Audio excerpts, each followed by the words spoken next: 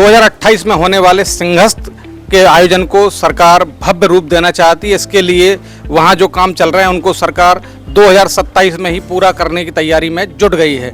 इसके लिए विशेष तौर पर अधिकारियों को तैनात किया गया है और उनसे ट्रैफिक से लेकर निर्माण कार्यों तक की समीक्षा भी सरकार लगातार कर रही है।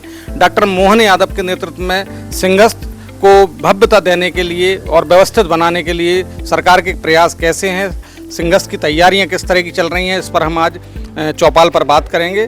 प्रबुद्धजन क्या मानते हैं, सरकार की तैयारियां जो मैदानी रूप पर जो सरकार की तैयारियां हैं वो कैसी हैं और उससे सिंहस्थ को किस तरह से विशाल और भव्य रूप दिया जाएगा। मध्य प्रदेश में भव्य आयोजन की तैयारी सरकार कर रही है। सिंहस्थ 2028 के लिए सरकार लगातार निर्माण कार्यों पर भी ध्यान दे रही है और वहाँ पर traffic management, crowd management system है, उसको लेकर भी सरकार बड़ी गंभीरता से विचार कर रही है। क्या मानते हैं आप, सिंहस्थ के लिए तैयारियां जो हैं वो किस तरह की हैं और क्या सिंहस्थ को लेकर जो सरकार की गंभीरता है वह कितनी कारगर साबित होगी?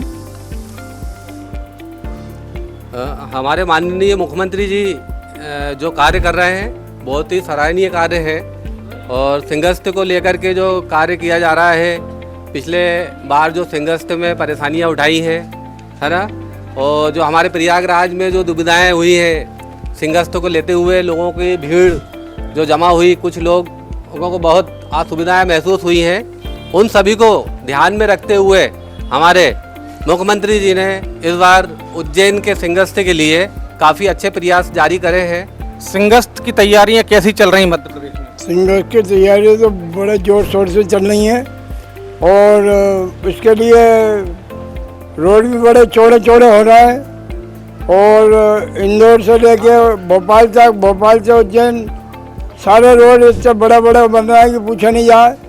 किसी भी तरह की कोई असुविधा नहीं हो, इसी तरह का जो काम चल रहा है बहुत बड़ा काम है वो, और उसमें मुख्यमंत्री यादव साहब का बड़ा सहयोग रहा है, किसी तरह की कोई परेशानी नहीं आए।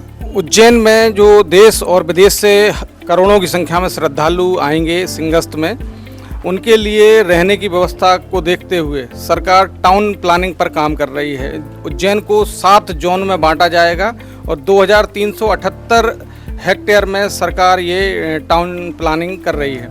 क्या मानते हैं आप, जो आवासीय व्यवस्था के लिए सरकार के जो प्रयास हैं, सरकार जो 2 साल पहले से तैयारी कर रही है, उसका लाभ होगा श्रद्धालुओं को? हाँ, उसका लाभ होगा। श्रद्धालुओं को आने जाने में उनको कोई मुसीबत नहीं होगा, या बढ़िया आराम से उठे बैठे मतलब। और घाटों की भी तैयारी हो रही है, वहाँ घाट भी बन रहा नए, और रेलवे लाइनों पे भी काम चल रहा है, इंदौर से लगा के उज्जैन तक, और उज्जैन से इंदौर तक भी चल रहा है काम। मेट्रो ट्रेन वगैरह भी चलेंगी, उसकी भी सुविधा दी जा रही है। हाँ,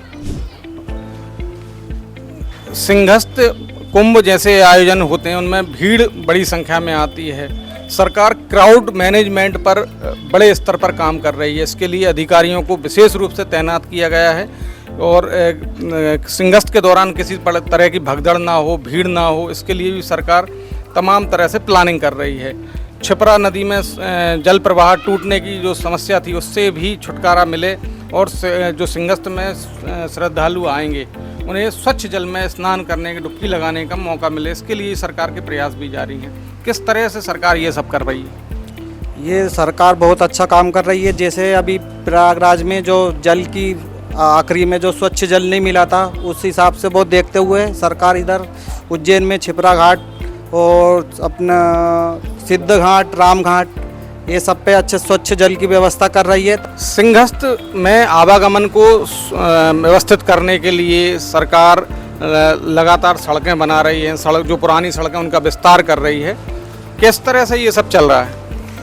आज मध्य प्रदेश में 2028 में जो सिंहस्थ उज्जैन में होना है, उसके लिए 3 साल पहले ही डॉक्टर मोहन यादव जी हमारे प्रदेश के जो मुख्यमंत्री हैं, उनने अपनी कार्य योजना चालू कर दी और उज्जैन के आसपास की जितनी रोडें हैं उन सबको 6 लेन कर रहे हैं। जैसे कि उज्जैन से इंदौर, उज्जैन से धार, उज्जैन से देवास, उज्जैन से शाजापुर, ये चारों तरफ की रोडें जो है 6 लेन करी जा रही हैं ताकि आने वाली जनता को असुविधा ना हो। सिंहस्थ जैसे बड़े आयोजनों में वाहन से बड़ी संख्या में श्रद्धालु आते हैं।